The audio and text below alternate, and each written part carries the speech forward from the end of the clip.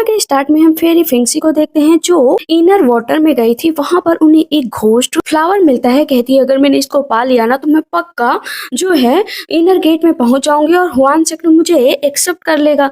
जैसे ही वो उस फूल को तोड़ने चलती है तभी वहां पर एक स्नेक आ जाता है। वो लिटिल स्नेक डीमन होता है। कहती है कि तुम मेरे रास्ते में आ रहे हो तो मुझे तुम्हें मारना पड़ेगा। वो स्नेक डीमन को मार देती है और फ्लावर अपने हाथ में ले लेती है। कहती है मुझसे पंगा मत लेना, मैं फ्यूचर सेंट हूँ ह्यूआन सेक्ट की, मेरे रास्ते में कोई भी नहीं आ सकता। लेकिन तभी पीछे से एक लड़की आ जाती है जिसका नाम जिलैन होता है। कहती है तुम वो भी एक सर्वेंट बनेगी, ह्यूआन सेक्ट की फ्यूचर सेंट कभी नहीं बन सकती। तुम सिर्फ सर्वेंट बनने के लायक हो और सर्वेंट ही बनी रहोगी, रेडिकुलस कहीं की। कहती है तुम मेरा फ्लावर दे दो प्लीज, ये मैंने तोड़ा है, ये मेरा है। यहाँ पर जिलैन बोलती है तुम वर्दी नहीं हो और ना ही तुम वहां पर फिट होती हो कि तुम किसी तरह का कल्टीवेशन कर पाओ। ये फ्लावर अब से मेरा है। कहती है इसे मैंने तोड़ा है तो तुम इसे नहीं ले जा सकते हो, तुम चोर हो। कहती है ठीक है, तुमने मुझे चोर कहा है तो मैं तुम्हें वापस दे देती हूँ। वो उसे वापस देती है, फ्लावर भी इससे कट कर देती है, लेकिन उसकी तलवार फेंगसी के आर पार हो जाती है पेट के। कहती है कि सिस्टर तुमने तो मेरी सारी पावर ही छीन ली, अगर मैं जिंदा भी बच गई ना तब भी मेरी पावर वापस नहीं आएंगी। जिलेन कहती है तुम भी तो मुझसे पंगा ले रही थी, तुम्हें पता है ना कि मैं क्या हूँ। मैं टॉप ग्रेड वाटर स्पिरिट हूँ जो 100 ईयर्स में सिर्फ एक बार पैदा होती है और तुम मुझसे यहाँ पर बहस कर रही थी। तुम यहाँ से अब जिंदा ही वापस नहीं आओगी तो फिर तुम्हारा वहां पर कोई नाम भी नहीं लेगा। वैसे भी तुम एक यूजलेस थी, एक ऑर्फन गर्ल जिसके पास कोई भी नहीं था, तुम्हें तो कोई पूछने भी नहीं आएगा। कहती है कि मैं इस तरह यहाँ पर नहीं मर सकती, प्लीज मैं इस तरह यहाँ पर नहीं मर सकती। अभी हम देखते हैं मॉडर्न वर्ल्ड का सीन जहाँ पर फ्रेंक्सिना जो है वो ड्रामा देख रही थी। कहती है कितनी गलत बात है, लोग आते हैं मार जाते हैं, बेचारी की क्या ही गलती थी, देखो मार कर चली गई। वो गुस्सा होकर जाने लगती है लेकिन लैपटॉप में बहुत तेज से रोशनी होती है और वो उसके अंदर चली जाती है। कहती है अरे मैं कहाँ पर आ गई, सच में मैं मॉडर्न वर्ल्ड से यहाँ पर आ गई, नहीं ऐसा नहीं हो सकता, मैं कल्टिवेटिंग इमोर्टल्स के बीच में आ गई, क्या मैं सच में यहाँ पर रह पाऊंगी। मेरी बॉडी में तो वैसे भी कुछ नहीं बचा है, कुछ देर बाद यहाँ भी मर जाऊंगी लग रहा है। हाँ मैंने बुक में तो पढ़ा था कि मैं सरवाइव कर सकती हूँ, लेकिन प्लीज मुझे कोई बचा लो, मुझे कोई बचा लो। वो चिल्ला रही होती है, कहती है मैं तुम्हारे लिए कुछ भी करूंगी। चारों तरफ से लाइट चमकने लगती है। कहती है कितना डरावना है। तभी वहां पर एक बिल्ली आ जाती है। कहती है ओह कितनी क्यूट बिल्ली है। बिल्ली बोलते है मुझे क्यूट मत बोलो, मैं मैजेस्टी हूँ समझी, मैं सिर्फ तुम्हारे पास आया हूँ देखने की तुम ठीक हो या नहीं हो। कहते हैं अरे लिटिल किटन तुम कितने क्यूट हो। कहते हैं फिर से मुझे लिटिल किटन क्यूट किटन बोला, मुझे ये बिल्कुल पसंद नहीं है। कहती है देखो तुम मेरे मास्टर हो लेकिन मैं अभी बहुत इंजर्ड हूँ, क्या तुम मुझे बचा सकते हो, आगे चल के जो तुम कहोगे वह मैं करने के लिए तैयार हूँ। कहता है देखो देखो मुझे धमकी दे रहे है कि जो कहूंगा वो करने के लिए तैयार है, लेकिन वो बेहोश हो जाती है। कहता अरे नहीं इसे इस तरह मरने तो नहीं दे सकता। वहां पर वो बिल्ली उसको अपनी पावर दे देती है और उसी के ऊपर बैठ जाती है। अब उस चीज को 7 दिन हो गए थे। यहाँ पर अब फेंगसी ने अपनी पूरी मोटल पावर को पाने के लिए कल्टीवेट कर रही थी। कहती है 7 दिन में मैंने काफी ज्यादा अपनी पावर को रिपेयर कर लिया और बिल्ली भी वहीं पर बैठी होती है। तभी उसके सीनियर ब्रदर सामने से आ रहे होते हैं। कहते हैं कि मुझे अपनी सारी प्रॉब्लम से अब सॉल्व करनी ही पड़ेगी। जो ये सीनियर ब्रदर होते हैं ना जिलेन के कुछ ज्यादा ही चमचे होते हैं। कहते हैं मुझे अपनी सिस्टर के लिए कुछ करना ही पड़ेगा। वो अपनी पावर को जगाती है, फिनिक्स पावर होती है उसके अंदर। कैट कह रही होती है कि तुम ज्यादा कुछ नहीं कर पाओगे। कहती है मुझे कुछ करना पड़ेगा वरना मैं ऐसे कैसे जीऊंगी।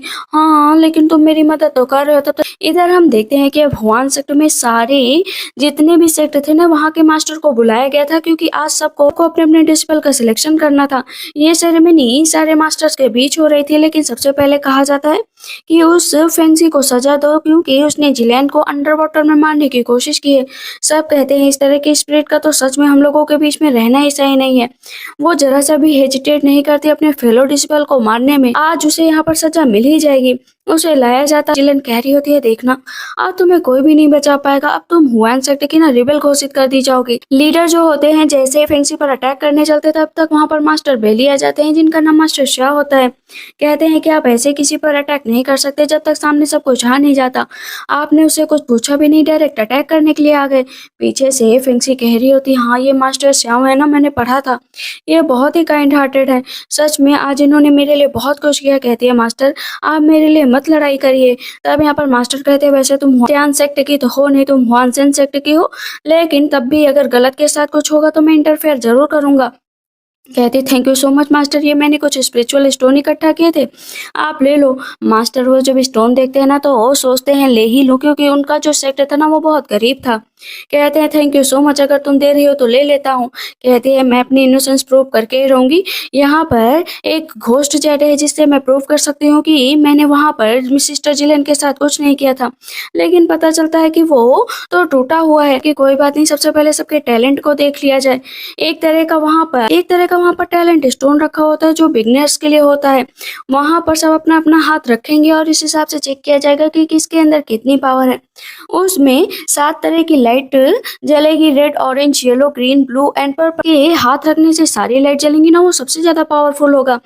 तब यहाँ पर जिलेन कह रही होती है आज तो तुम्हें जाना ही पड़ेगा, तुम यहाँ से भगा दी जाओगी क्योंकि तुम्हारे अंदर तो कोई पावर नहीं, सारी पावर तो मैंने छीन ली है। सबसे पहले जिलेन कहती है मैं जाऊंगी, उसके हाथ रखते ही वहाँ पर 5 तरह की लाइट चलती है। सब कहते हैं वाह, ये क्वालिफिकेशन तो किसी के अंदर नहीं है। जिलेन जाती है फेंगसी के पास, कहती है कि देखो तुम गिव अप कर दो क्योंकि तुम्हारे पास तो वैसे भी पावर नहीं है, अदरवाइज तुम्हें यहाँ पर सब लोग तुम्हें बहुत बुली करेंगे। दूर से कैट देख रही होती है, कहती है ये औरत कभी शांत नहीं बैठेगी, फेंगसी को हमेशा ही बुली किया करती है। लेकिन फेंगसी भी प्रेटेंड करने में पीछे नहीं है, जबकि उसने अपनी आधी से पावर ज़्यादा तो जगा ली है। लेकिन कैट से दूर से ना फेंगसी भी बात कर रही होती है कि हाँ ये लोग मुझे बेवकूफ़ समझ रहे हैं तो समझने दो। जाकर सामने खड़ी हो जाती है, कहती है मैंने अपनी पावर तो रिपेयर कर ही ली है, अब देखो मैं क्या क्या करती हूँ। हटता है भी, हम फिर से हॉल के अंदर आते हैं जहाँ पर पहले वाली बातें चल रही थी और कुछ लोगों को बुलाया जाता है जो फेंगसी को डायरेक्ट कैट घरे में खड़े कर रहे थे कि इसी ने हमेशा जिलेन को परेशान करने के लिए कोई ना कोई रास्ता ढूंढा करती थी। जिलेन तो मन ही मन खुश हो रही थी, कहती है कि सिस्टर मैं जानती हूँ मेरी गलती है कि मैं तुमसे ज्यादा बात नहीं करती हूँ, तुम मुझसे जलती हो, लेकिन मैं तुम्हें कभी भी हर्ट करने का नहीं सोच सकती। फेंगसी सोचती है हाँ हाँ हाँ, कितना भी नाटक कर लो लेकिन अच्छा नाटक नहीं कर रही हो। चलो ठीक है, तुम लोगों के सामने मुझे बुरा साबित कर रही हो तो करने दो। तब वहाँ पर फेंगसी बोलती है कि मैं अपने मास्टर से कुछ क्वेश्चन पूछना चाहती हूँ। मास्टर आप स्टोन वाला ट्रायल कर लीजिए, वहाँ पर आपको पता चल जाएगा कि इसके अंदर कितनी पावर है। और है क्योंकि वो स्टोन तो टूट चुका था जिसमें सबको सच्चाई दिखाई दे रही थी, तो अब वन सेक्टर में सिर्फ टैलेंट स्टोन ही बचा था जहाँ पर अपनी पावर दिखा लोगों के बीच बताया जा सकता था कि फेंगसी सच में पावरफुल है। लेकिन इतनी देर में उसके सीनियर ब्रदर बोलते हैं कि फेंगसी तुम्हारे अंदर तमीज नहीं है कि हमेशा ही जिलेन को टारगेट क्या करती हो, मारने चाहते हो। तो मास्टर बीच में आ जाते हैं, सीनियर ब्रदर को ही पलट कर मार देते हैं कि तुम्हारी हिम्मत कैसे हुई, इतने मास्टर्स के बीच में भी तुम फेंगसी पर अटैक कर रहे हो। कहती है कि मास्टर मास्टर प्लीज मैं यहाँ पर नहीं रहना चाहती, मैं आपके साथ आपके सेक्टर चलना चाहती हूँ, प्लीज आप मुझे वहाँ पर लेकर चलिए ना, मैं यहाँ पर नहीं रह सकती। तब सीनियर मास्टर बोलते हैं अगर तुम इसे ले जाना चाहते हो ना, वैसे भी ये किसी कूड़े से कम नहीं है, ले जाओ तो ले जाओ। जो जिलेन होती है बोलती है कि लेकिन इसने तो मेरे ऊपर अटैक करने की कोशिश की थी, उसका क्या कहती है सिस्टर, तुम पर अटैक करने की कोशिश नहीं की थी, मैं बता सकती हूँ कि मेरे अंदर कितनी पावर। अभी हम प्रेजेंट में देखते हैं, वो हाथ रखते तो उसके सीनियर ब्रदर बोलते हैं कि इसके अंदर ये पावर कैसे आई, इसकी पावर तो सारी खत्म कर दी गई थी ना। एक करके सातों तरह की लाइट उस टैलेंट स्टोन में जग जाती है। जैसे येलो लाइट चमकते हैं ना, तो वो सबसे पावरफुल लाइट होती है, किसी को भी यकीन नहीं हो रहा था कि इसके अंदर इतनी लाइट कैसे आई। इस पर बेली मास्टर कह रहे होते हैं कि तुम तो टॉप लेवल क्वालिफिकेशन तुमने हासिल कर ली है। जिलन बोलती है ये फेक है फेक है, बहुत तेजी से लाइट चमकती है और वो स्टोन टूट कर बिखर जाता है। इस पर सीनियर ब्रदर और जिलन चिल्लाने लगते हैं कि ये जानबूझकर इसने यहाँ पर कोई साजिश रची है, तभी ये स्टोन टूट गया ताकि इसके अंदर की कोई कमी न जान पाए। लेकिन बाकी लोग भी कह रहे थे क्या पता इसके अंदर और भी ताकत हो जो इस स्टोन को बर्दाश्त ना हो रही हो। मास्टर आकर उसकी नफ्स चेक करते हैं, कहते हैं कि तुम तो सच में कमजोर हो, तुमने यहाँ पर ये पावर कैसे जगाई, तुमने यहाँ पर नाटक किया है ना। कहती हाँ हाँ ब्रदर मैंने नाटक किया है, वैसे कहा जाए ना तो सिस्टर जिलन काफी पावरफुल है। चलो चलो सिस्टर जिलन, गुड गुड गुड, तुमने बहुत अच्छा काम किया। बाकी सारे जितने मास्टर होते हैं ना, वो फेंगसी से कह रहे होते हैं कि तुमने जिलेन पर अटैक करने की कोशिश किया, आज तुमने कोई मिरेकल नहीं किया है। तब बेली मास्टर कहते हैं कि ठीक है, इस तरह मेरी डिसिपल को टारगेट पर मत लो। सीनियर मास्टर हंस रहे होते हैं कि गार्बेज को अपने साथ लेकर जा रहे हो, तुम्हारे सेक्टर में तो वैसे भी खाने को नहीं है। और मास्टर श्याओ कहते हैं कि याद रखो फेंगसी की मेरे सेक्टर में तुम्हें खाने पीने की भी कमी महसूस होगी। कहती कोई बात नहीं मास्टर, इन फ्यूचर में बस आपके साथ रहना चाहती हूँ, कुछ भी हो कैसे भी मैं आपके साथ रह लूंगी। सीनियर मास्टर कहते हैं ठीक है, नेक्स्ट मंथ रिसोर्स कंपटीशन है तो तुम सबको वहां पर आना है। फेंगसी वहां पर ना आ पाए क्योंकि ये इसके रिसोर्सेस तो वैसे भी कम है, खाने को नहीं मिलेगा तो और भी कमजोर हो जाएगी। तो वहां पर फेंगसी ना जिलेन को चिढ़ाकर चली जाती है। सीनियर ब्रदर कहते हैं इसको तो मैं सबक सिखा कर ही रहूंगा, मेरी जूनियर सिस्टर को ज्यादा ही उड़ने की कोशिश कर रही है।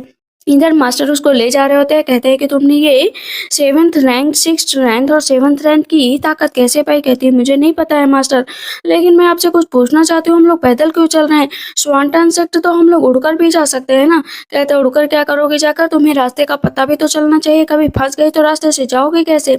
वैसे भी उड़कर जाने के लिए ना भी पैसे देने पड़ते हैं, अभी हमारे पास पैसे हैं नहीं। कहती ठीक है, आप मुझसे थोड़े से पैसे ले लीजिए, ये पत्थर है मेरे पास। तब मास्टर कहते हैं तुम तो काफी सेंसिबल हो। तब भी मास्टर पैदल ही जा रहे होते हैं। कहती है कि अभी भी आप पैदल ही जा रहे हैं? अभी वो स्वान सेक्टर पहुंच जाती है। कहती है कि ये तो बहुत सुंदर है, मुझे यहाँ पर बहुत अच्छा लगेगा, लेकिन आपके डिसिपल कहाँ है? वो तो मुझे दिखाई नहीं दे रहे हैं। तभी पूरा का पूरा खाली होता है। कहती है बताइए ना मास्टर, कहाँ है डिसिपल? मन में सोचती कितने गरीब है मास्टर, सच में इनके पास कोई नहीं है, इसी वजह से कोई डिसिपल भी नहीं है। मास्टर कहते हैं कि 5 थे, 3 जा चुके हैं, 2 बचे हैं, 2 सामने आते हैं। कहते हैं मास्टर आप ये किसको ले आए? आपकी कोई खोई हुई बेटी है क्या, जो ह्यूमन वर्ल्ड में छोड़ आए थे और आप अब उसको लेकर आए? हाँ, जरूर वहाँ पर कोई लड़की रही होगी। दोनों के दोनों बोल रहे थे ये तो काफी क्यूट लग रही है, छोटी एकदम पटेटो जैसी। इस पर मास्टर कहते हैं अपनी डिस्पल का मजाक मत उड़ाओ और ना ही मेरा, इसकी थोड़ी पावर ना डैमेज हो गई है, इसी वजह से तुम दोनों को इसका साथ देना पड़ेगा ताकि ये अपनी कल्टीवेशन अच्छे से कर पाए। पीछे जाते हैं, कहते हैं मास्टर आपको नहीं लगता है कि आपके दिमाग पर पॉइजन चढ़ गया है, इसी वजह से सिर्फ नॉनसेंस बातें कर रहे हैं, इसे यहाँ पर क्यों लेकर आए हैं जबकि ये इतनी डैमेज है, ऑलरेडी यहाँ पर इतनी प्रॉब्लम है, इसको लाकर और प्रॉब्लम यहाँ पर खड़ा कर रहे हैं। तो चलो उधर चलो, तो पहले तुम लोगों का इंट्रोडक्शन करवाता हूँ। जो दूसरे ब्रदर होते हैं ना, वो तो मास्टर कहते हैं कि ये काफी ज्यादा काइंड हार्टेड, बहुत अच्छे, बहुत हम्बल, बहुत पोलाइट ब्रदर जियांग है। जो दूसरा वाला ज्यादा बोल रहा होता है ना, मास्टर कहते हैं ये बिल्कुल बकवास वास ब्रदर है। कहता है मास्टर मुझे बकवास तो मत कहिए। मास्टर बताते हैं हुआन सेक्टर की फेंसी है। कहती वो फेंसी जो गार्बेज है उसे कोई नहीं देखना चाहता। मास्टर कहते हैं मैंने कहा ना चुप बैठो। मन में सोचती ये सब लोग तो सच में मुझे कितना बेकार समझते हैं, अपनी हालत तो सुधारनी पड़ेगी। अब से चारों के चारों बैठे होते हैं, तो इस पर जियांग जी बोलता है कि मास्टर हमारे पास तो पैसे भी नहीं है कि हम लोग कुछ अच्छा खरीद पाए या कुछ अच्छा खा पाए, हम लोग तो बहुत पुअर हैं और अगले मंथ हम लोगों का कंपटीशन भी है, कहीं हम लोग हार गए तो हम लोगों की ताकत तो वैसे भी बहुत कम है। पर फेंसी उठी कहती है अच्छा ये बात है, लो मैं तुम लोगों के लिए बहुत सारे पैसे लाई हूँ। वहां पर उसने स्पिरिचुअल स्टोन बहुत ज्यादा इकट्ठा कर रखे होते हैं। दोनों ब्रदर अपना मुंह फैलाते कि इतने, तो फेंसी को लगता है कि शायद इतने कम है। कहती इतने कम है क्या? मास्टर कहते हैं कि हाँ इतने। तो वो फिर पूरा का पूरा झोला कहती है ये सब आप लोग यूज कर लो। मास्टर कहते हैं गुड, अब हम लोग अच्छे से रहेंगे। वो सुबह उठती है ना, अंगड़ाई लेती है, देखती है कि सामने मास्टर और दोनों डिसिपल खड़े होते हैं। कहती सीनियर ब्रदर मास्टर आप यहाँ पर? तब यहाँ पर मास्टर कहते हैं तुम्हारे लिए कुछ गिफ्ट प्रिपेयर किया है तुम्हारे दोनों ब्रदर्स ने। वहां पर उसके लिए एक टॉप ग्रेड प्रोटेक्टिव डिवाइस इकट्ठा की थी जो हमेशा उसे प्रोटेक्ट करेगी। दूसरे ब्रदर ने उसके लिए टियान्यू जिंगसू नाम का एक पत्थर सेलेक्ट किया था जो उसकी खोई हुई पावर को वापस ला सकता है। कहते हैं कि थैंक यू ब्रदर, आप लोग कितने अच्छे हैं। स्पिरिचुअल पावर के एक ट्रेनिंग मेथड की जो है चार्ट देते हैं कि तुम इससे रोज ट्रेनिंग करना। दूर से कैट देख रहे होते हैं, कहते हैं कि ये सब बेकार, इसे बेकार चीजें दे रहे हैं जिससे अपनी और भी नहीं गेन कर पाएगी। हाँ रूइन सेक्ट है, क्या ही कर सकते हैं ये लोग। कहते चुप बैठो, कम से कम ये लोग मुझे कुछ दे तो रहे हैं, ये मेरे लिए किसी ट्रीजर से कम नहीं है। तो इस पर कैट बोलती ले लो ट्रीजर है तो ले लो। अभी वो पुरानी चीजें याद करती है कि किस तरह जिलेन और उसके सीनियर ब्रदर हमेशा उसे परेशान किया करते थे, और जब भी वो कुछ गलती करते थे ना तो कहते थे कि मार डालेंगे, उसे धक्का देते थे, उसे मारते थे, यहाँ तक कि उसके सीनियर मास्टर भी उसे नीचे गिरा देते थे। जब भी उसकी थोड़ी सी भी गलती होती वो खूब देते से रोने लगती है। सब लोग कहते हैं क्या हुआ, तुम इस तरह रो क्यों रही हो? कहती है कि जब भी मैं पहले कोई गलती करती थी ना सब मुझे बहुत मारते थे, यहाँ पर आने के बाद मुझे पता चला कि डिसिपल भी इतने अच्छे होते हैं, वरना मैंने तो हमेशा लोगों के ताने ही सुने, लोग मुझे बस बुली करते हैं। दोनों ब्रदर कहते हैं रोने की जरूरत नहीं है, आज के बाद हम दोनों तुम्हारा साथ देंगे। मास्टर कहते हैं हाँ तुम्हें रोने की जरूरत नहीं है। कहती है कि थैंक यू सो मच कि आप लोग मुझे इस सेक्टर में लाए, आप दोनों मेरे भाई हैं। मास्टर सच बता रही हूँ, मैं अब आप लोग को हमेशा ही साथ दूंगी, कोई भी इस सेक्टर का कुछ नहीं बिगाड़ पाएगा। मन में सोचती है कि मुझे पता है कि मेरे ब्रदर्स पर आगे चलकर खतरा आएगा, इसी वजह से मुझे उस सेंट जिलेन से अपने सेक्टर को बचाना पड़ेगा और अपने ब्रदर्स को भी। इधर सेंट जिलेन को हम देखते हैं जो उठती है, छींक आ रही होती है, कहती है ये क्या हो गया। इधर अभी हम देखते हैं कि ना फेंगसी ने भी अपने दोनों भाइयों के लिए ना अपने हाथ से छोटे छोटे क्यूट से ना लकड़ी से काट कर गुड्डे टाइप बनाए थे। कहते ये क्या है? तो इस पर थर्ड ब्रदर बोलते हैं कितना अगली बनाया है। कहती हाँ क्योंकि तुम अगली हो, मेरे से अच्छे से बात नहीं की थी। चैंग जी बोलता है मेरा तो बहुत हैंडसम है। मास्टर कहते हैं हाँ, जो जिस तरह से बिहेव करेगा वो उसी तरह से पटेटो लोगों के साथ बिहेव करेगी। कहती इतना ही बुरा है तो मुझे वापस कर दो। थर्ड ब्रदर कहते नहीं नहीं, तुमने इतने अच्छे से बनाया तो भला मैं इसे वापस क्यों करूं। मास्टर उसे एक जेडे देते हैं। कहते तुम तीनों के पास सेम जेडे है, जब भी तुम तीनों में से कोई भी डेंजर में होगा तो ये चमकने लगेगा। तुम तीनों को हमेशा एक दूसरे का साथ देना। कहती ठीक है ठीक है, ये साइन कब करेगा? जैसे ही मास्टर उसको मारता है तो वो साइन करने लगता है। कहती है ठीक है मास्टर। इधर हम देखते हैं कि हुआन सेक्ट में सीनियर मास्टर जो होते हैं ना, वो जिलेन को प्रैक्टिस करवा रहे होते हैं कि तुम्हें इस बार नंबर 1 आना है, किसी से भी हारना नहीं है। तुम्हें याद रखना है कि जब भी अंदर जाओ तो अपना थर्ड मेथड भी अपना सकती हो। अपना ट्रू कलर किसी को मत दिखाना, लेकिन जो तुम्हारा अंदरूनी कलर है ना खतरे वाला, उसे तुम किसी की भी मत देना। इधर मास्टर कहते हैं फेंगसी से तो कि तुम नहीं जा सकती हो इस कंपटीशन में। कहती है क्यों नहीं जा सकती हो? मुझे तो वहां पर जाना है, मैंने आधे से ज्यादा कल्टीवेशन कर ली है। यहाँ पर जियांगजी और थर्ड ब्रदर बोलते हैं नहीं कोई बात नहीं, तुम वहाँ पर डिस्ट्रैक्ट होगी, तुम अपनी कल्टीवेशन यहाँ पर करो, अगर जरूरत होगी ना तो हम लोग आ जाएंगे। वैसे हम लोग उन लोगों का ना गला काट कर ही आएंगे, बस तुम चिंता मत करो। मास्टर कहते हैं ओके ओके, जाओ अपनी प्रैक्टिस करो। इधर हम देखते हैं कि सारे के सारे मास्टर इंतजार कर रहे होते हैं कि अभी तक ये फेंगसी और उनके दोनों डिसिपल क्यों नहीं है और मास्टर बेली कहाँ पर है। लगता है कि फेंगसी के चक्कर में वो लोग भी लेट हो गए, आने का नाम ही नहीं ले रहे हैं। जिलेन जाओ और अपना कंपटीशन की स्टार्ट की तैयारी करो, क्योंकि इस तरह के ड्रेस को यहाँ पर आने की कोई जरूरत नहीं। पर मास्टर बेली आ जाते हैं अपने दोनों डिस्पेल के साथ। जिलेन कहती है कि वो फेंगसी नहीं आई, लेकिन यहाँ पर जिलेन ना पहले जो दोनों प्रिंसिपल थे जियांगजी और थर्ड ब्रदर, उनसे काफी ज्यादा उसका मेल जोल था। लेकिन जब से फेंगसी ने बताया था ना जिलेन के बारे में कि वो बहुत गंदी है, तो वो दोनों उसकी तरफ देखते भी नहीं। क्या हुआ ब्रदर, आप लोग मेरी तरफ देख क्यों नहीं रहे हैं? तब यहाँ पर उसके दोनों ब्रदर बोलते हैं कि सिस्टर अपनी प्रैक्टिस पर ध्यान दीजिए, अपने आप को एम्बेरस मत करिए। इधर वो बैठी होती है, कहती है लिटिल ब्लैक डीमन बताओ ना मैं क्या करूं, मैं तो वहां पर जा भी नहीं सकती। मैंने तो इतना ज्यादा इम्प्रूव किया लेकिन मेरा भी 100% इम्प्रूव नहीं हुआ। क्या तुम्हारे पास कोई रास्ता है कि मेरी कल्टीवेशन को इम्प्रूव कर दो प्लीज प्लीज। इस पर कैट डीमन बोलती है हाँ मेरे पास रास्ता है, चलो ये गॉड लेवल टेक्निक है। कहती है क्या गॉड लेवल टेक्निक, चलो ना मुझे सिखाओ। इधर सारे मास्टर बेली मास्टर पर हंस रहे होते हैं कि तुम्हारा सीक्रेट रियलम ट्रायल क्या आज ही स्टार्ट होगा, चलो आ जाओ। सबसे पहले वहाँ सीनियर ब्रदर से लड़ने के लिए ना थर्ड ब्रदर जाते हैं कि आज इसको अच्छा सबक सिखाऊंगा, बैटल में बताता हूँ कि किसको कैसे हराते हैं। दोनों मास्टर और डिसिपल के आपस में भीड़ जाती है कि कौन किससे ज्यादा ताकतवर है। लेकिन सीनियर ब्रदर और थर्ड ब्रदर के बीच जैसे ही लड़ाई शुरू होती है ना, तो सीनियर ब्रदर थर्ड ब्रदर को एक बार में ही नीचे गिरा देते हैं। कहते हैं कि तुम अपने सेक्ट की तरह हो, बिल्कुल बेकार, यहाँ पर ट्रबल क्रिएट करने आए थे।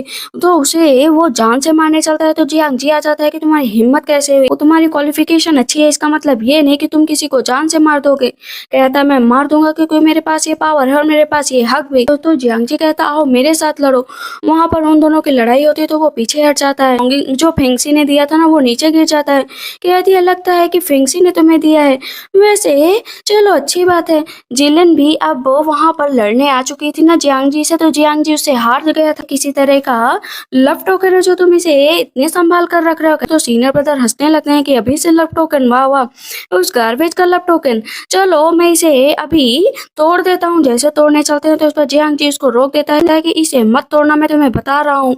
इधर लगातार फेंसी अपनी प्रैक्टिस कर रही होती है। कैट डीमन बोलती है कि देखो लगातार तुम्हें प्रैक्टिस करनी है, अगर तुम जरा सा भी डगमगाई ना तो टॉप लेवल को नहीं भी पाओगी, तो अपना ध्यान भंग मत होने देना। कहते ठीक है। सीनियर ब्रदर जियांग जी से लड़ रहे होते हैं तो जिलेन ना सीनियर ब्रदर का साथ देती है तो जियांग जी नीचे गिर जाता है। कहती है कि तुम्हें क्या लगता है कि तुम यहाँ पर हम लोगों को हरा पाओगे, हम टॉप ग्रेड लोगों को? जियांग जी को चोट लगती है तो उसका जो जेडे होता है चमकने लगता है। उसे पता चल जाता है कि ये जियांग जी ब्रदर ना खतरे में है। जिलेन कहती है कि तुम लोग हम लोगों की इंसल्ट नहीं कर सकते हो। बार बार फेंगसी का ध्यान भंग हो रहा था, उसके मुंह से ब्लड निकलने लगता है। कहती है मुझे अपने भाइयों को बचाने जाना ही पड़ेगा। कैट रोकती है कि तुमने ये क्या किया, रुक जाओ रुक जाओ। कहती है नहीं, मुझे वहां पर जाना ही पड़ेगा। इधर सीनियर सीनियर ब्रदर को जैसे ही जिलन मारने चलती है तो इस पर सीनियर ब्रदर कहते हैं कि अच्छा है इसे मार दो, इसका खेल ही खत्म कर दो। तो बेली मास्टर कहते हैं कि किसी को जान से मत मारो, कहते हैं कि खेल में तो सब जायज है ना, जिलन बहुत ही सेंसिबल है, अगर वो मारना चाहती है तो मार सकती है, वैसे ही भी फेंक्सी को मारना था तो इसे ही मार दे। जिलन कहती है फेंक्सी ने हम सबको धोखा दिया ब्रदर, अब वो तुम लोगों को धोखा दे रही है, उसके बहकावे में मत आओ, अगर सच में तुम चाहते हो कि मैं तुम्हें छोड़ दूं तो तुम इसको खुद तोड़ दो तो मैं तुम्हें छोड़ दूंगी। इस पर जियांग जी बोलता है कि मैं तो इसे नहीं तोड़ूंगा, अगर तुम्हें मुझे मारना है तो मार डालो। जिलन कहती है हाँ मैं तुम्हें मार डालूंगी। सीनियर ब्रदर कहते हैं हाँ मरने के लिए तैयार हो जाओ, है कि मेरी बहन ने मेरे लिए इतना कुछ किया है, वो जितने दिन वहां पर थी जियांग जी के साथ कुछ ज्यादा ही नजदीक आ गई थी, उसके साथ पढ़ाई करती मस्ती करती। सीनियर ब्रदर कहते हैं कि बताओ क्या तुम्हें वो जूनियर सिस्टर वेस्ट नहीं लगती, तुम उसके लिए इस छोटे से टुकड़े को नहीं तोड़ना चाहते, कहते नहीं तोड़ना चाहता। जिलन कहती है यूजलेस लड़की फेंक्सी के लिए तुम यहाँ पर बहस कर रहे हो, मैं तुम्हें मार डालूंगी। इससे फेंक्सी आ जाती है कि रुक जाओ, तुम उसे नहीं मार सकती, वो अटैक कर देती है। इस पर बेली मास्टर हंसने लगते हैं, कहती है कि तुम यहाँ पर क्या करने आई हो। वहां पर बेली मास्टर कहते हैं क्या सच में तुम आ गए, तुम ठीक तो हो गए थी। हाँ मास्टर मैं बिल्कुल ठीक। कहती सिस्टर जिलन क्या तुम मुझसे फाइट करना चाहोगी। इस पर जिलन कहती है लगता पागल हो गई हो, पावर तो है नहीं तुम्हारे अंदर और यहाँ पर लड़ने आई। 6th लेवल ग्रेड की पावर तो मैंने अपने अंदर जगा ली है, आओ लड़ने की कोशिश कर रही हो तो लड़ लो। जिलन कहती है बिल्कुल तुम धोखेबाज हो, तुम्हारी ये पावर रिकवर हो ही नहीं सकती। वहां पर वो अपनी पावर को जगाती है, दोनों आमने सामने होते हैं। मास्टर तो बस सब आपस में मजे ले रहे होते हैं कि देखते हैं कौन जीतेगा। उनके सेक्टर का तो कोई नुकसान हो नहीं रहा था, दोनों के बीच में लड़ाई होने लगती है। येलो पावर होती है फेंक्सी के पास और पर्पल पावर होती है जिलन के पास। एक ही बार में फेंक्सी जिलन को नीचे गिरा देती है, कहती है कि डॉग हो ना, डॉग की तरह अपने सेक्टर में भौंको, दूसरे सेक्टर में भौंकने की जरूरत नहीं है, ये मेरे एल्डर्स है और मेरे मास्टर, अगर आइंदा से तुमने इन्हें किसी भी तरीके से बुली किया ना तो मुझसे बुरा कोई नहीं होगा। तो सीनियर मास्टर कहते कोई बात नहीं, ये पहला कंपटीशन था, अभी 2 कंपटीशन बाकी हैं जहां पर तुम्हें जीतना है। दूसरा कंपटीशन होता है प्रीशियस स्पिरिचुअल प्लांट का, जहां पर स्पिरिचुअल प्लांट को इकट्ठा करके फिनिक्स के अंडे को ढूंढना है और उसे अपने पास लेना है। एक हिडन हथियार मिलेगा जिसके जरिए हम 3rd ट्रायल की तरफ चलेंगे। यहाँ पर सीनियर मास्टर तो बहुत खुश होते हैं कि मैंने अपनी डिस्पेल को ना इतने तरह तरीके के आइडिया बता रखे हैं कि मेरी डिस्पेल ही जीतेगी। को एक टोकन दिया जाता है कि गुफा के अंदर जाएंगे। मन में सोच रही होती है जिलन की अब गॉड एम्परर तो मेरे ही होंगे, अंदर फिनिक्स भी मेरी होगी, फिनिक्स का एक भी मेरा होगा। सबसे पहले वहां पर जाती है फेंक्सी, कहती है कि चलो अंदर। अंदर जाते ही डीमंस के चारों तरफ हमला होने लगता है, कहती है अब हम लोग कैसे बचेंगे। कहती है ब्रदर आपने मुझे सेफ्टी के लिए बहुत कुछ दिया है तो चलो ना इस सेफ्टी को अपनाते हैं। वहां पर उसके ब्रदर का दिया हुआ हथियार वो अपनाती है, गार्ड के जरिए वो आगे बढ़ रही होती है और वहां से जितनी भी हर्ब होती है ना उनको धीरे धीरे इकट्ठा कर रही होती है। इधर बाहर मास्टर को एक एक पल की जानकारी मिल रही होती है। सामने से जिलन आ जाती है। जिलन को पहले ही पता होता है कि फिनिक्स का अंडा कहाँ पर रखा है, इसीलिए बस उन लोगों को भ्रमित कर रही थी कि कोई उधर जा ही न पाए। लेकिन ये चीज नोटिस कर लेती है फेंक्सी, उसे पता चल जाता है कि जिलन कुछ न कुछ तो छिपा रही है। लेकिन तभी सामने से एक बैरियर बनकर आता है, फिनिक्स की आवाज आती है। जिलन कहती है पहले मुझे जाना पड़ेगा वरना इसे पता चल गया तो ये वहां पर चली जाएगी। दोनों भागकर उसी तरफ जाते हैं। इधर मास्टर को पता चल जाता है कि फिनिक्स के अंडे को ढूंढ लिया गया है। कहते हैं कि एम्परर बस जन्म लेने ही वाले हैं तो हमें इस अंडे को हथियाना पड़ेगा। लेकिन जो भी उस अंडे के पास जा रहा था उसे झटका लग रहा था, वो दूर चला जा रहा था। तभी उस अंडे के जो रखवाले होते वो आते हैं, कहते हैं कि ये बहुत दिनों से यहाँ पर है, इसे आज तक कोई नहीं ढूंढ पाया, अगर तुम लोगों ने इसे ढूंढा है तो एक एक करके आओ, जिसे ये अंडा एक्सेप्ट करेगा अंडा उसी के पास जाएगा। कहते हैं ठीक है अब एक एक करके आओ। मन में सोचती है कि आखिर मैं जाऊं कि कौन जाएगा, पर सीनियर ब्रदर कहते हैं मैं जाऊंगा, लेकिन जैसे ही जाने चलते हैं ना तो वहां पर जा ही नहीं पाते और दूर जाकर गिर जाते हैं। कहते हैं इसकी पावर तो बहुत ही ज्यादा स्ट्रांग है। तब यहाँ पर वो सैनिक कहते हैं कि देखो एम्परर जो है अगली लोगों को बिल्कुल भी एक्सेप्ट नहीं करते तो तुम हटो। कहती है एम्परर की आंखें तो बहुत अच्छी हैं, अगले लोगों को पहचान लेती है। इस पर सीनियर ब्रदर कहते हैं मेरे ऊपर हंसने की जरूरत नहीं है। यहाँ पर जिलन कहती है ठीक है अब मैं जाऊंगी। वो धीरे धीरे आगे की तरफ बढ़ रही होती है और सच में वो अंडा उठा लेती है। और हैरानी तो फेंक्सी की होती है कि ये तो बिल्कुल बेकार है, आखिर जो है फेनिक्स एम्परर ने इसे क्यों चुना। यहाँ पर हम देखते हैं कि जो वो सैनिक होते हैं ना अंडे के रखवाले, वो उसे एक चाबी देते हैं कि ये एक ट्रीचर है यूनशाओ सेक्टर का, इसे अपने पास रख सही सहायता करेगा। कहती है देखा मुझे ये मिल गया। लेकिन अंडे को जन्म लेने में ना सबसे ज़्यादा स्पिरिचुअल पावर की ज़रूरत होती है, और ये बात जिलेन जानती थी। अगर उसने अपनी सारी स्पिरिचुअल पावर इस अंडे को दे दी तो वो उसके पास कोई पावर नहीं बचेगी। इसी वजह से अभी वो ना एक चाल चलती, वो उठाकर अंडा फेंसी की तरफ फेंक देती है। सबको लगता है ना कि उड़कर गया है, लेकिन वो चाल होती है जिलन की कि जैसे ही सिस्टर की सारी पावर ये अंडा खींच लेगा तो ये अंडा मेरे पास वापस आ जाएगा। कहती है कि सिस्टर, लगता है संडे ने तुम्हें एक्सेप्ट कर लिया तो तुम्हें इसे अपनी पावर देनी पड़ेगी। कहती है ठीक है। वहां पर कैट डीमन बोल रही होती है कि तुम अपनी सांस भी नहीं ले पाओगी जी, क्योंकि अभी तुम वीक हो और ये फिनिक्स तुम्हारी सारी पावर खींच लेगी। तब वहां पर, क्योंकि ये सारी चीज तो फ्रेंसी को भी पता होती है, कहती है ये सब मेरे साथ बहुत अनफेयर होगा, लेकिन कोई बात नहीं। कैट डीमन, मुझे कुछ बताओ ना, मैं क्या करूँ। कहते एलिक्सियर है, एलिक्सियर की सहायता से तुम इसे कांटेक्ट करने की कोशिश करो, शायद कुछ हो पाए। उधर हम देखते हैं कि सीनियर ब्रदर ना बहुत गुस्सा कर रहे होते हैं जिलन पर कि तुम्हारे पास जब वो अंडा आ गया था तो इसे देने की क्या जरूरत थी। पता है ना कि तुम जीत सकती थी ये राउंड, लेकिन तुमने इसको क्यों दिया। कहते हैं कि मास्टर ने मुझे यही कहा था कि स्पिरिचुअल पावर बहुत ज्यादा लगेगी, तो बस तुम इंतजार करो। कहता वाह सिस्टर, तुम तो बहुत होशियार हो। वो बहुत ही ज्यादा उसकी पावर को खींच रहा होता है। उसके ब्रदर कहते हैं कि ये तो एक तरह का फ्रॉड है, तुम इस अंडे को छोड़ दो, लेकिन अंडा छूट भी नहीं रहा होता, उसकी पावर खींच रहा होता है। लेकिन अचानक से वो नाटक करने लगती है कि जिलन के पास तो अंडा नहीं जाने दूंगी। कहती है सिस्टर सिस्टर देखो ना, ये अंडा कितना अच्छा है, तो बहुत कंफर्टेबल है। कैट डीमन बोलती है लगता है ये पगला गई है, इसी वजह से इसे बहाने कर रही है, लेकिन कोई बात नहीं, मेरी पावर लेकर तुम इसे अपनी पावर दे रही हो और वहां पर नाटक कर रही हो, क्योंकि कैट डीमन अपनी पावर दे रही थी तो वहां पर जो है ये फेंसी को कुछ नहीं हो रहा था। कहती है कि तुम क्या सिस्टर चाहती थी कि मेरी सारी पावर चली जाए और तुम इस अंडे को ले लो, लेकिन ऐसा होने से रहा। एम्परर ने तो मुझे ही सेलेक्ट किया। अंडा टूट जाता है, उसमें से छोटे से फिनिक्स निकलती है। सब कहते हैं क्या सच में ये पॉसिबल हो सकता है, तो बहुत ही क्यूट है, इसे अपने साथ लेकर चलो। जेलन कहती है मुझे दे दो, ये सिर्फ मेरे सेक्टर पे बिलोंग करती है, मैंने तो बस तुम्हें टेस्ट करने के लिए दिया था। कहती है सिस्टर टेस्ट तो फेल हो गया, इसे मैं अपने साथ लेकर जाऊंगी। उस फिनिक्स के अंदर से लाइट निकलती है और उसकी आंखों में चली जाती है, उसे पावर मिल जाती है। कहती है कि ये क्या है, ये तुम्हें पावर क्यों मिली, ये मुझे पावर मिलनी चाहिए थी। अब वहाँ पर दोनों ब्रदर कहते हैं कंग्रेचुलेशन फेंसी, क्योंकि तुम्हें ये भी मिल गया है। पर जिलन और सीनियर ब्रदर गुस्सा होकर चले जाते हैं, तो जो उस अंडे के रखवाले थे ना वो आते हैं। कहते हैं तुम इस अंडे की सच्ची रखवाले हो। कहती है लेकिन आपने पहले उसे क्यों चुना। कहते हैं वो बस एक एक्टिंग थी ताकि जिलन को फंसाया जा सके। ये हिडन मिरर दिया जाता है जिसके जरिए तुम आगे चलकर फिनिक्स सेक्ट की लीडर बनोगी। इस वजह से याद रखना कि तुम्हें किसी मकसद से चुना गया। कहती कौन से मकसद। मन सेक्ट के पहले मास्टर थे ना, उन्हें जान से मार दिया गया था, इसलिए उनके मर्डरर का भी पता लगाना है, उनका रिवेंज लेना है। कहती मेरी बात तो सुनिए, लेकिन वो वहां से चले जाते हैं कि सेकंड कंपटीशन भी पूरा हो चुका है। बाहर सीनियर मास्टर तो बहुत खुश हो रहे होते हैं कि जरूर मेरी डिसिपल नहीं जीता होगा, मैंने उसे इतने गंदे गंदे आइडिया जो दिए थे। वापस फिर से आती है जिलन, कहती है मैं तुम्हें छोड़ूंगी नहीं, तीसरा कंपटीशन अभी भी बाकी है, देखना मैं ही वहां पर जीतूंगी। इधर फेंसी कहती है कि बाहर जाकर हम लोग ये बिल्कुल भी नहीं बताएंगे कि ये कंपटीशन हम लोगों ने जीता है। कहती है वो हम लोग बाद में इसका खुलासा करेंगे, अभी नहीं। जो डीमन वर्ल्ड के लीडर होते हैं उनको पता चल जाता है एम्परर आ चुके हैं, हमारे डिवाइन एम्परर आ चुके हैं, उन्हें जल्द से जल्द ढूंढो। कंपटीशन में ना सीनियर ब्रदर जो होते हैं ना अपने भी चेहरे पर चोट लगा कर आ जाते हैं कि हम लोगों को ना जो फेंसी थी उसने बहुत मारा है सिर्फ ये कंपटीशन जीतने के लिए। मास्टर होते हैं कहते हैं कुछ भी कर ले, लेकिन जीतेगी तो मेरी ही। जिलन जाती है वापस तो वो बेली मास्टर कहते हैं वाह तुम लोगों ने गजब कर दिया, आओ मेरे पास। सीनियर मास्टर कहते हैं कुछ गजब नहीं किया, मेरी जिलन ने ये कंपटीशन जीता है। जिलन कहते हैं नहीं मास्टर, मैंने ये कंपटीशन नहीं जीता है।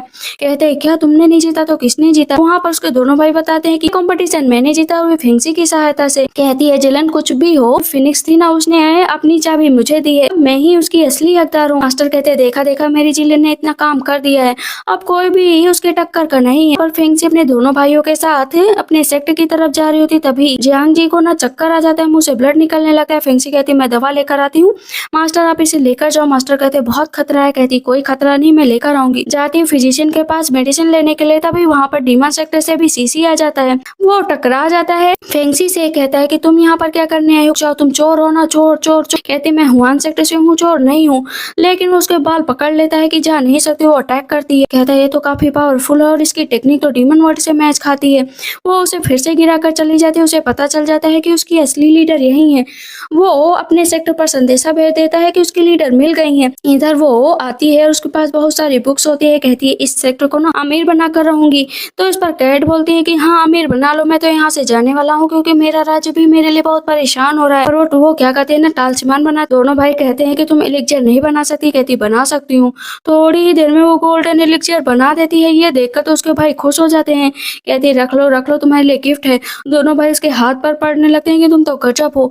वहां पर बहुत सारे तालिस्मान बनाती है, एलिक्जर बनाती है और जाती है मास्टर के पास लेकर। मास्टर ये सब देखते हैं ना तो वो बहुत तेज तेज से रोने लगते हैं कि सालों से मेरा सेक्टर इतना गरीब था, तुमने तो अमीर कर दिया, एहसान कैसे उतारूंगा। कहती है रोने की जरूरत नहीं है मास्टर, आप सबने भी तो मेरे ऊपर एहसान किया है। इधर हम देखते हैं कि जिलन बैठी होती है। तभी डीमन सेक्टर के लीडर वहां पर जाते हैं। कहते हैं आप ही असली सेंट है हमारे सेक्टर की। कहती है नहीं आपको गलत फहमी। पर उसे डीमन सेक्टर के कल्टीवेशन की बुक दी जाती है कि इससे तुम एक वेपन को निकाल सकते हो और काफी पावरफुल बन सकती हो। कहते हैं निकालो तभी तुम इस जगह की असली लीडर मानी जाओगी। वो खींचती है और वो तलवार निकाल लेती है। लीडर खड़े होते हैं। तभी दूसरा डीमन आता है। कहता है कि आपको क्या लगता है कि सच में जो ये जिलेन है वही असली लीडर है यहाँ की। कहते हैं नहीं, मैं तो बस उसका यूज कर रहा हूँ अपना काम करवाने के लिए। मेरा काम पूरा हो जाएगा और इसको मार दूंगा। है कि डीमन वर्ल्ड में थर्ड कंपटीशन रखा गया और वहीं पर वो को पूरा करना है। इस पर बेली मास्टर कहते हैं जरूर उन लोगों की कोई चाल होगी, लेकिन हमें उस चाल को समझना पड़ेगा, तुम सबको साथ में रहना पड़ेगा। पता चलता है जो बेली मास्टर है ना उनका थर्ड डिसिपल भी आ चुका है। जैसे ही फेंगसी थर्ड डिसिपल को देखती है तो देखती रह जाती है क्योंकि मुझे पता था कि ये शैडो सेक्टर के ना प्रिंस है। वहाँ पर डीमन आ जाते हैं। कहते हैं तुम लोग इस एरिया में ऐसे नहीं घूम सकते हो। वो उसको प्रोटेक्ट कर रहा होता है तो इस पर फेंगसी बहुत खुश हो रही होती है। लेकिन डीमन उससे कह रहे होते हैं कि तुम्हें यहाँ से निकाला जा रहा है। लेकिन तभी सीसी आ जाता है कि इस तरह तुम उसे नहीं डांट सकते हो। शैडो प्रिंस भी उसे लेकर चले जाते हैं। इधर हम देखते हैं कि लीडर कहते हैं कि तुम फेंगसी को मारना चाहते हो ना, तो हम लोग उसे मार डालेंगे। फेंगसी तो बहुत खुश होती है कि कंपटीशन के लिए जा रहे हैं, लेकिन रास्ते में उस पर अटैक हो जाता है। इधर सब लोग इंतजार कर रहे होते हैं कि अभी तक फेंगसी नहीं है, फेंगसी नहीं है। सब कहते हैं वो नहीं आएगी, वो डरपोक है। पर जो लीडर होते हैं कहते हैं 3 तक गिनूंगा, अगर नहीं आई कंपटीशन शुरू हो जाएगा और किसी की भी एंट्री नहीं है। जिलन कहती है वो नहीं आएगी, वो 1 नंबर की डरपोक है। तभी वहां पर फेंगसी आ जाती है। जिलन कहती है तुम जिंदा कैसे बच? क्यों, मैं तुम नहीं चाहती थी क्या कि मैं यहाँ पर आऊँ? कहते नहीं, चलो कंपटीशन स्टार्ट होता है, अब तो तुम यहाँ पर मरोगी ही। वहां पर होता है कि 6 तरीके के पिलर होते हैं, सबको पिलर पर रोशनी जागृत करनी पड़ेगी, वही कंपटीशन में भाग ले सकता है। धीरे धीरे करके सब पिलर को जागृत कर देते हैं। आप सबकी एक टोली बन जाती है कि सब अपनी टोलियों में काम करेंगे। सबसे पावरफुल तो जिलन होती है। सब कहते हैं कि अब तो सबकी टीम डिसाइड हो चुकी है, सिर्फ फेंगसी बची है। फेंगसी तुम कंपटीशन में भाग लोगी? कहती है मैं ये सब नहीं कर पाऊंगी, मैंने कभी नहीं किया। कि सब हंस भी रहे होते हैं कि ये कुछ नहीं कर पाएगा। सीनियर मास्टर हंस रहे होते हैं कि इसके अंदर कोई ताकत नहीं है। कहती हंसो मत, मेरे अंदर ताकत है, अभी मैं करके दिखाती हूँ। जाती है वहां पर, कहती है अभी देखना मैं करती हूँ। वो डांस करने लगती है लेकिन कुछ नहीं होता। फिर से घूमती, कहती लगता है ये ट्रिक काम नहीं करेगी। वो घूमती रहती, डांस करती रहती, सब उस पर हंस रहे रहते हैं। इतना हंसते हैं कि उसे गुस्सा आ जाता है। कहती मैंने तो अपना टाइम ही वेस्ट कर दिया, मैं क्या करूँ। पैर पटकती हो, सारे के सारे जितने पिलर होते हैं ना जाग जाते हैं, रोशनी निकलने लगती है। सब कहते हैं कितनी पावरफुल हो तुम। कहती अब तो मैं भी कंपटीशन में भाग ले सकती हूँ। और जो सीनियर मास्टर ना, उनको दुख हो रहा होता है कि उन्हें तो अपनी टीम में इस फेंगसी को लेना चाहिए था। इधर हम देखते हैं कि अब वो फेंगसी ने सारी की सारी पावर एक साथ जगा ली थी, तो सबके सब बहुत खुश थे। लेकिन इस बात से दुखी थी सिर्फ जिलन कि तुमने ये कैसे किया, मैं तुम्हें छोड़ूंगी नहीं, जिंदा नहीं छोड़ूंगी। जिलन कहती हर बार तुम मेरी पॉपुलैरिटी को छीन लेती हो। लेकिन क्योंकि डीमन सेक्टर के लीडर थे, उन्हें पता था कि फेंगसी ही रियल सेंट है। खुलासा नहीं करना चाहते थे क्योंकि उनका एक इनर मकसद था। जो कंपटीशन स्टार्ट हो जाता है जहाँ पर सबको पिल्स बनानी होती है, कहते हैं चलो तुम सब लोग पिल्स बनाओ। वो पिल्स सबके सब पिल्स बना रहे होते हैं, लेकिन जो फेंगसी होती है चुपचाप बैठी होती है। सब कहते हैं बनाओ ना पिल्स, क्यों नहीं बना रही हो? लेकिन वो तब भी बैठी होती है। कहते हैं क्यों नहीं बना रही हो, बनाओ ना, तुम्हारा टाइम चला जाएगा। क्योंकि यहाँ पर जिलेन ने उसके बॉक्स में ना एक विस्फोट का सामान रख रखा था, जैसे अपनी पावर का यूज करती तो विस्फोट हो जाता। कहती है कि करो ना। यहाँ पर फेंगसी को पता चल चुका था कि वो मुझे मारने का प्रयास कर रही है। कहती सिस्टर मैं तो मजाक कर रही थी। अब वो उसको जलाए बिना ही हाथ से रगड़ रगड़ कर पिल्स बनाने लगती है। सब कहते हैं ऐसा आइडिया कभी काम नहीं करेगा, ये ऐसा आइडिया हो ही नहीं सकता। लेकिन वो तब भी पिल्स बनाती रहती है और वहाँ पर जितनी भी मेडिसिन होती है रगड़ रगड़ कर कम से कम 10-12 पिल्स बना देती हैं। जिलन कहती है हारने के लिए तैयार हो जाओ। जो लीडर होते हैं सबकी पिल्स देखते हैं लेकिन सबसे अच्छी पिल्स जिलन की होती है और उसे नंबर 1 घोषित कर रहे होते हैं। जैसे ही जाते फेंक्सी के पास कहते हैं ये तो बिल्कुल बेकार पिल्स है, ये तो मेडिसिन लग रही है, लेकिन वो तुरंत ही उसे 9th ग्रेड वॉल ब्रेकिंग पिल में तब्दील कर देती है। कहती है ये कैसे हुआ? कहती है ये मेरा पावर है। जिलन कहती है झूठ बोल रहे, इसने ऐसा कुछ नहीं किया है। वो बेली मास्टर होते हैं, कहती है वो चीट कैसे करेगी, सबके सामने किया है इसीलिए इसे एक्सेप्ट किया जाना चाहिए। सब कहते हैं चीट किया। तो वो जितने भी मेडिसिन की तरह गोली दिख रही थी ना उन्हें सब 9th ग्रेड लेवल में तब्दील कर देती है। सब कहते हैं वाह क्या बात है, आज तक ऐसा कोई नहीं कर पाया, आखिर फेंक्सी ने ऐसा कैसे किया। यहाँ पर हुआन सेक्टर के लीडर सोचते हैं शायद जिलन को मैंने सिलेक्ट करके गलत किया। अब फिर से यहाँ पर जिलन को गुस्सा आ जाता है। ऑडिशन स्टार्ट होने वाला है, ये एक फाउंडेशन कैरेक्टर है, तो तुम्हें अंदर जाना पड़ेगा, तुम्हें वहाँ पर किसी चीज से गुमराह किया जाएगा, उस चीज से निकल कर तुम्हें इस फ्लैग को वापस लाना है। कहते ठीक है। फेंक्सी के साथ सीसी को चुना जाता है जो डीमन सेक्टर के होते हैं। अंदर जाती है तो देखते डीमन सेक्टर के लीडर होते हैं और जो उसके बैली मास्टर होते हैं उसके ऊपर अटैक करने के लिए आ रहे हैं।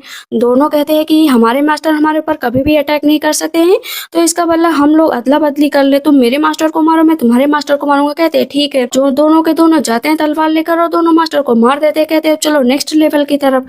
सीसी अलग हो जाता है और फेंक्सी अलग हो जाती है। कहती ये कहाँ पर मैं आ गई, लेकिन तभी वहाँ पर जिलेन आ जाती है। कहती है लो ग्रेड लेवल की फेरी यहाँ पर आई हो, तुम्हारा कुछ नहीं हो सकता है। कहती है कि मैं आज तुम्हें सबक सिखा कर ही रहूंगी। उसको नीचे गिराती है और लगातार मारती रहती है, इतना मारती जब तक उसका मन नहीं भर जाता, लेकिन अचानक से वो गायब हो जाती है। पता चलता है वो भी एक तरह की परीक्षा थी और वो परीक्षा सिर्फ उस पीछे फ्लैग ले रहा था, एक तरह का सिर्फ भ्रमित करने के लिए चेहरा लाया गया था। उसे चेहरा लाया गया था कि वो उसे सच मान ले, लेकिन क्योंकि उसका तो 36 का आंकड़ा पहले से ही जिलन से था तो वो उसको कर भगा देती है। फ्लैग कहता है मैं तुमसे कुछ क्वेश्चन पूछूंगा, तुम्हें आंसर देना पड़ेगा, अगर रॉन्ग आंसर दिया ना तो तुम्हारे साथ बहुत बुरा होगा। कहती है ठीक है पूछो क्वेश्चन। जिलिन पहले पहुंच जाती है। कहती मैंने ये कॉम्पिटिशन जीत लिया है। सब कहते हैं कि अच्छा किया तुमने, बहुत सही। लेकिन फेंक्सी नहीं आई थी और कुछ डिसिपल भी नहीं आए थे। इधर फेंक्सी लगातार क्वेश्चन के आंसर दे रही होती है लेकिन पनिशमेंट के लिए बिल्कुल भी तैयार नहीं थी। कहती है कि पनिशमेंट क्या दोगे, तुम तो हो ही बेकार, एक तरह के कॉन्ट्रैक्ट आर्टिफैक्ट हो जिसका हर लोग मॉक करते हैं, मजाक उड़ाते हैं। कहते तुम मेरा कैसे मजाक उड़ा रही हो, मैं यहाँ का मैजेस्टी हूँ। कहती मैजेस्टी नहीं हूँ, डीमन हो। मैं तुम्हारा मजाक क्या, तुम्हारा तो हर कोई मजाक उड़ाएगा, राजा तुम हो लेकिन प्रजा तुम्हारी मजाक उड़ाएगी। अब यहाँ पर बेली मास्टर को टेंशन हो रही होती है लेकिन फेंक्सी आ जाती है चिल्लाते चिल्लाते कि देखो नहीं फ्लैग मेरा पीछा कर रहा है, मुझे छोड़ नहीं रहा है, जबकि मैंने अच्छे से क्वेश्चन का आंसर दिया। फ्लैग चला जाता है जिलन के पास। जिलन कहती मेरे पास मत आओ, मेरे पर क्यों गुस्सा कर रहे हो, इस फेंक्सी के पास जाओ। वो फिर से फेंक्सी के पास जाता है और उसे अपनी सारी पावर दे देता है।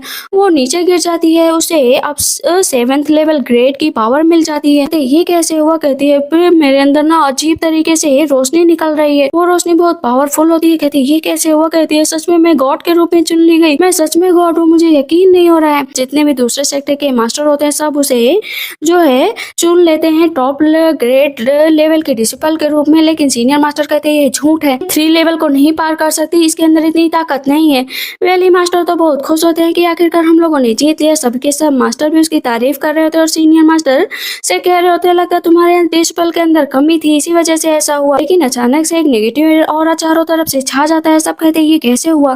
पता चलता है कि डीमन ने अटैक कर दिया है। एंशिएंट फॉरबिडन ऑरा है जो डेडली ऑरा है, जो भी इसके चक्कर में फंसेगा वो मर जाएगा। सबके सब मरने की कगार पर थी। ये चीज फेंक्सी देख रही थी। कहती है मेरे पास फिनिक्स ने पावर दी थी, मैं इसको रोक सकती हूँ, मुझे अंदर जाना ही पड़ेगा, भले ही मेरी जान चली जाए, मैं मर जाऊंगी लेकिन बाकी सारे लोग बच जाएंगे। वो अंदर जा रही होती है। मास्टर कह रहे होते प्लीज मत जाओ, लेकिन कहती मुझे जाना पड़ेगा। Good bye master, good bye brothers, भले ही मैं वापस लौट कर ना हूँ लेकिन तुम लोग अच्छी जिंदगी जीना।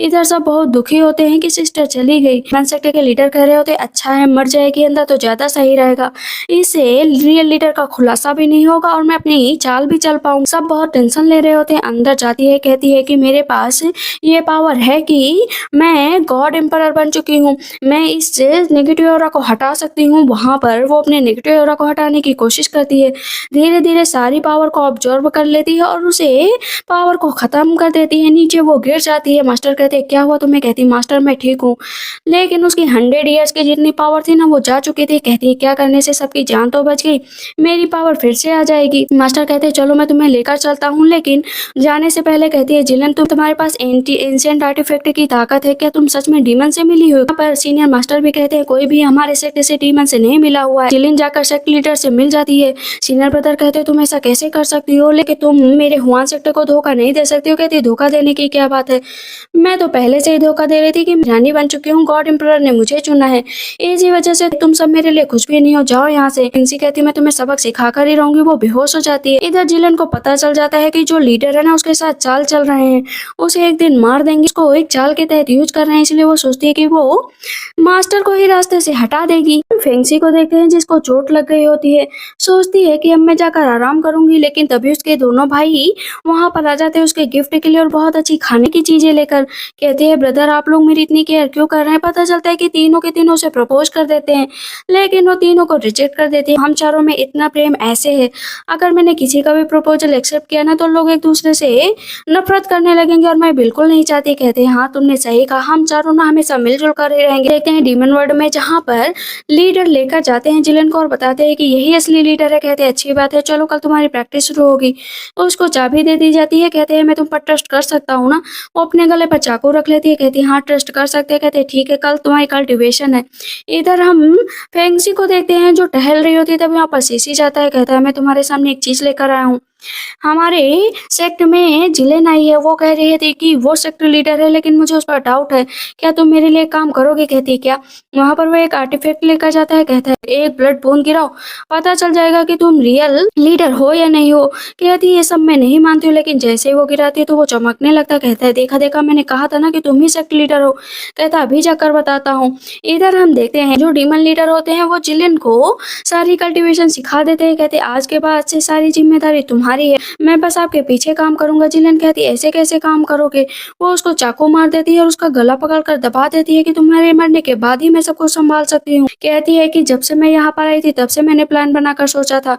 लीडर कहते हैं वाह तुमने तो कमाल कर दिया, लेकिन तुम भी मेरे अगेंस्ट नहीं जा सकते हो, तुम्हें मरना पड़ेगा। वो अपनी पावर का यूज करती है और लीडर को ही वहां पर कैद कर देती है। कहता है तुम मुझे इस तरह कैद नहीं कर सकते हो। कहती है मुझे तुम्हारी चाल के बारे में पहले ही पता चल गया था, इसलिए तुम्हें मरना पड़ेगा। इतनी देर में वहाँ पर सीसी पहुंच जाता है और उसको मारते हुए देख लेता है। वो भाग रहा होता है, तब शैडो प्रिंस आ जाते हैं। कहते हैं क्या हुआ, तुम क्यों भाग रहे हो।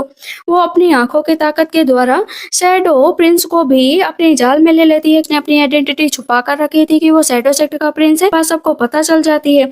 अब उसे वहां पर सजा देने के लिए खड़ा किया जाता है कि इसे सजा दो, इसे यहाँ पर मरना ही पड़ेगा, ये झूठ बोल कर आया था।